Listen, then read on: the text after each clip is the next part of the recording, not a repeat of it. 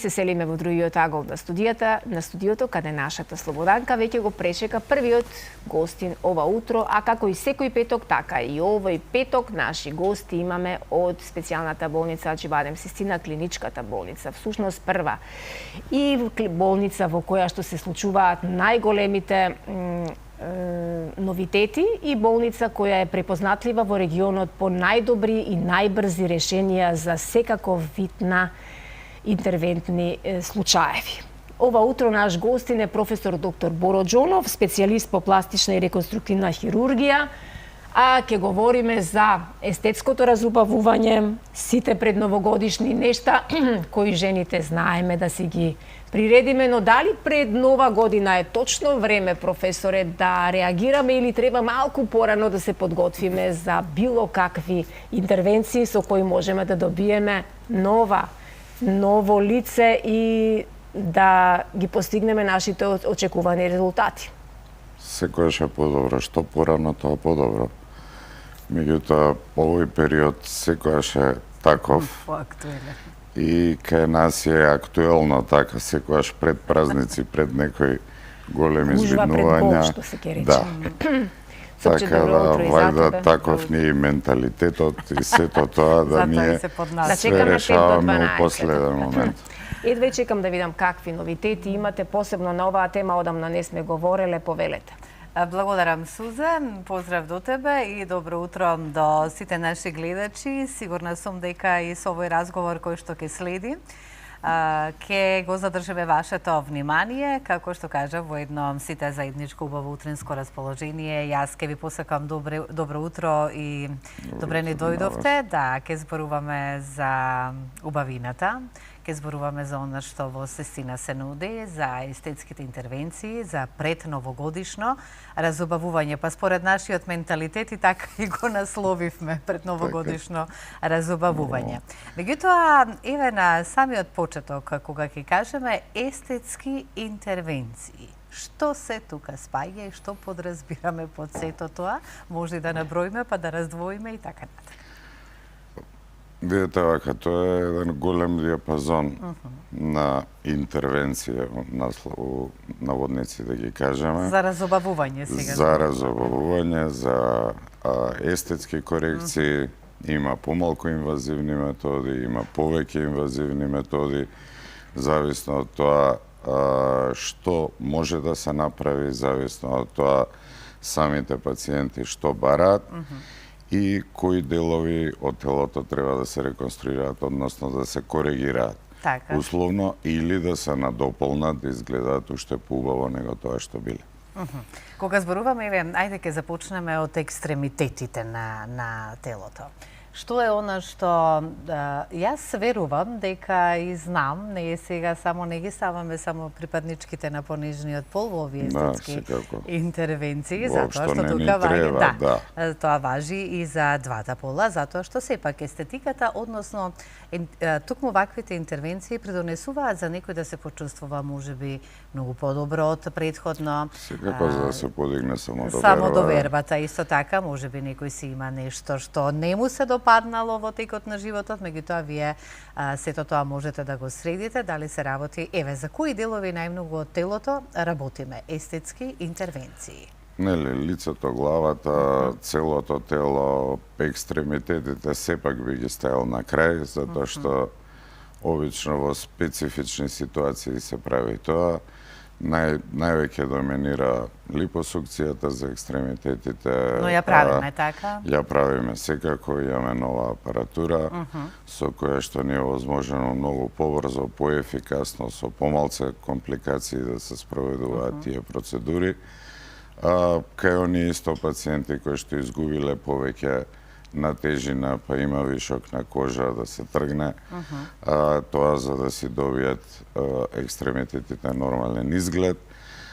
Секако во нашата држава, а и во околината доминира корекцијата на гради, дали е тоа зголемување, дали е тоа намалување на градите. Има и обратно, да. Има и обратно, секако ние спаѓаме во јужниот базен на Европа, кај нас обично жените имаат природно Поголеми гради. Поголеми гради и некојаш и не само од естетски причини, некојаш и од здравствени причини се прават тие интервенции и за да им овозможиме на популацијата што поголема достапност.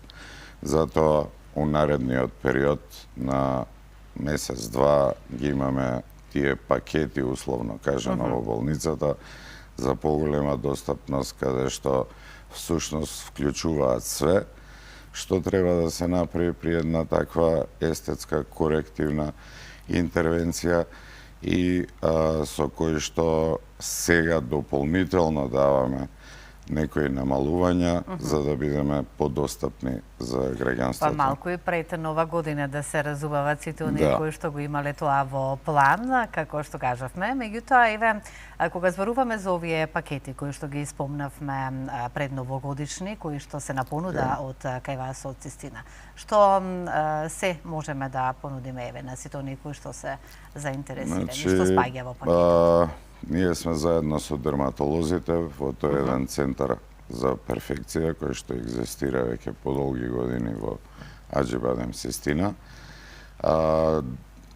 Допринесуваме за тоа да можат да се направат комбинации на повеќе интервенции заедно со дерматолозите, да вклучиме и понеинвазивни техники, ласерски техники, by the way, располагаме со најмодерни ласери во државата и со обучен тим кој што работи со тие ласери.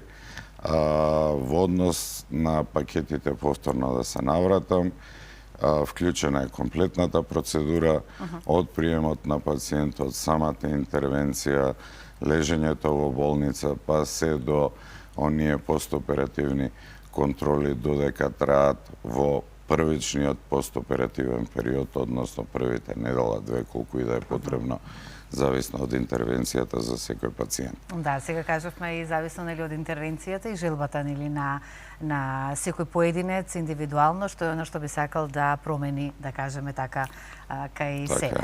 Еве, вашето искуство до сега, што кажува? Што е она што ние најмногу сакаме да го промениме кај себе, на што работиме најмногу? Може би постои некоја според вас статистика, може би не, меѓутоа сигурно дека на нешто најмногу алудирате. Да, сабајле кога ќе станете наутро, прво што гледате, го гледате вашиот лик. Го гледате вашиот лик. Така. Или како велат предната камера кога е на телефонот, тогаш знаеме недостатоците. На прво нешто што налетувате на вашиот лик и тука прво ги гледате тие работи што условно вас не ви се свиѓаат. Не мора да значи дека тоа се недостатоци, меѓутоа сите нели малку или повеќе сме самокритични, па ги гледаме тие недостатоци од сабајле и сакаме нешто да промениме. Така да лицевата хирургија е првото тоа. Нели како поминат годините, секојаш по една боричка се јавува некоја плюс, дали сме качиле на тежина па отишле образите малце повеќе, или сме симнале на тежина па малце кожата се обесила повеќе.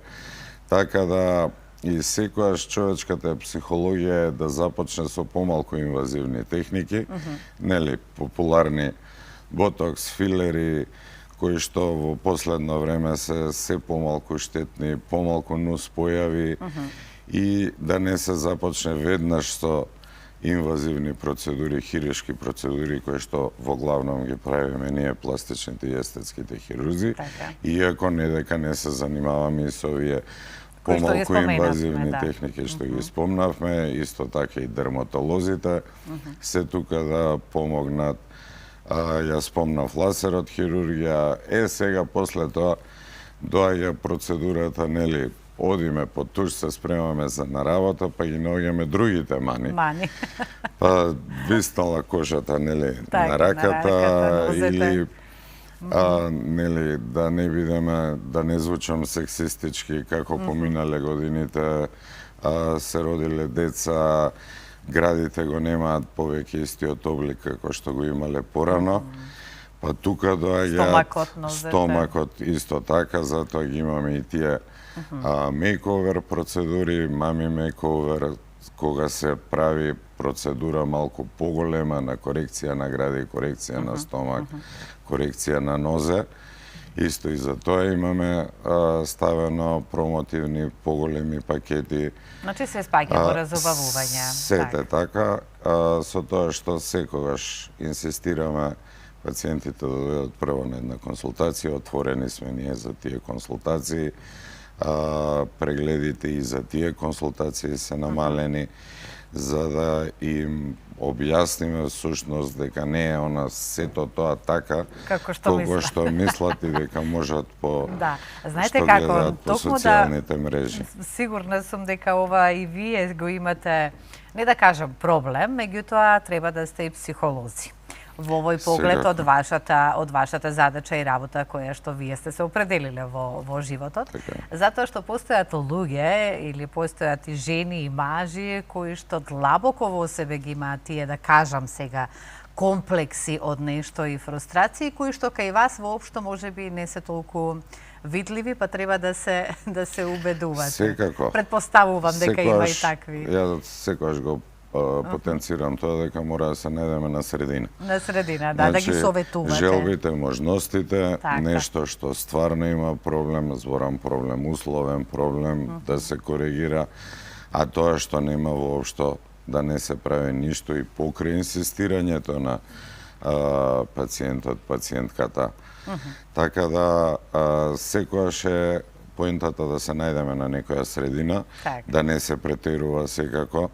Има комплетно направено психолошки студии за профилите на пациенти кои што се подложни на пластични и естетски корекции. Да не претеруваат. Затоа да не претеруваат, да не влагаат од интервенција, да влагаат у overcorrection и така натаму. Секако тоа зависи од докторите, односно хирурзите што се занимаваат со тоа.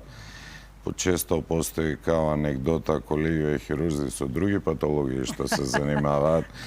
Од секогаш тоа што го спомнавте претходно, нивната поента е во нашите муабети меѓу себе дека ние мора да сме и пола психијатри. Затоа што за разлика од кај нив каде што одат пациентите ради патологија и каде што бараат помош, кај нас дел од нашата струка во пластичната и реконструктивната хирургија е естетиката и баш ради тоа треба да сме негде 30-40% психијатри, да ни дадат уште една специјализација. Специјализација претпоставувам дека е така, затоа што сепак да постојат луѓе кои што премногу нешто бараат, а воопшто тоа не е потребно, сигурно дека и вие ќе се согласите со мене и го знам, тоа сум го имала и како пример, затоа и секако треба да сме прво доктори и па после тоа сето друго. Така. Ајде сега малку кон крајот на нашиот разговор да кажеме од која годишна возраст може да се прават овие естетски интервенции и да ги посоветуваме еве вака младите, од кога до кога? Зависно од тоа што треба да се коригира. Секако со полнолетството секој си одговара за себе. Младите доколку мали гради, асиметрични гради, во секој случај сето тоа треба да се прави што може малце подоцна, да не се почнува на 18 години со било што да се прави. Денес сме сведоци, мислам тоа е секаде, не само кај нас, да се прават корекции на лице со поготово со ботокс од најрана возраст, што не е препорачливо, затоа што колку и да не се штетни тие препарати, со текот на времето прават резистенции и буквално нема потреба од такви нешта во толку раната возраст. Дека веќе после, ајде да кажам, 25-26 година веќе може со нешто да се почне. Во однос на филерите, исто така, па ќе се повторам, ја многу расширено, поготово кога се прави аугментација, зголемување на одредени делови на лицето. Усните и така. Да, се почнува исто од многу рана возраст. Секако битно е да се полнолетни, колку можат за толку рана возраст да се разуведат дека не треба тоа да го прават, не е секогаш. Како што кажавме, треба да сте и психијатри, не е секогаш комерцијалниот момент да е битен за колегите мои и тие што се занимаваат со естетска медицина. Секако треба да се сугерира што покасно тоа да се направи и покрај тоа што ќе повторам нештетноста на тие препарати, односно све што внесуваме ние во нашето тело има одредена штетност. Меѓутоа, со денешните препарати сето тоа е сведено на минимум. Сето тоа за доброто на сите оние кои што си сакаат, ако ништо друго, да се разувават и пред нова година. Каде што кажавме и ги споменавме пакетите, па може уште еднаш за крај да ги потсетиме сите оние кои што сакаат пред нова година да блеснат во најубаво светло. Попусти периодов, тоа е сигурно пакети ќе се пролонгира тој период и после новогодишните празници, пакети кои што вклучуваат буквално комплетна процедура и постоперативен период, во главном за естетски корекции, дали се тоа фейслифтинзи, корекции на гради, там и таа корекции на стомак, липосукции и така натаму. Јас многу тука ќе ви се заблагодарам што одвоивте од вашето време да бидете дел од нашата утринска програма, па и дадовме совети, што значи дека од 25-та, 26-та година веќе помалку може да се грижиме така за убавината и да имаме некои естетски интервенции. За одредени корекции секако и порано. Кажавме тука спаѓајте и од машкиот пол. Кај вас не забележувам естетска интервенција, колку што јас се разбирам. А сте дел од тоа. Треба да си има и за себе време, меѓутоа ретко е тоа. Ви благодарам уште еднаш, па се гледаме повторно. И тука ние нешто ќе прашам, професоре, дали пред некои 20 на 25 години замислувавте или ви паѓаше на памет дека до овој степен може да се применува пластичната и реконструктивната хирургија, како што денеска е инвазија, буквално инвазија? Да. На Балканот најмногу мислам. Јужна Америка поготово и Северна Америка уште пред 20-25 години беше тоа многу присутно. Така да ќе кажам куриозитет некој, крајот на 60-тите години се почнати да се ставаат силиконски импланти за гради, например. И од тогаш е бумот, од естетски причини. Така да од тогаш е бумот. Така да многу порано е сето тоа почнато. Кај нас е веќе 90-тите години влегува на голема врата, цел XU простор секако многу расширено, поготово северните соседи, источните соседи и така натаму. Така да многу порано е почнато и оди се понатаму и понатаму. Меѓутоа, едно е добро што индустријата која што се занимава со тие помагала, со тие импланти и така натаму, и тоа оди напред, така да се све помали компликациите во однос на примената на тие импланти, да кажам. Ви благодарам многу и навистина ова беше интересен разговор кој што верувам дека ни даде многу повеќе информации за тоа под какви услови се извршуваат денеска, какви биле некогаш овие вакви интервенции со колку можни ризици.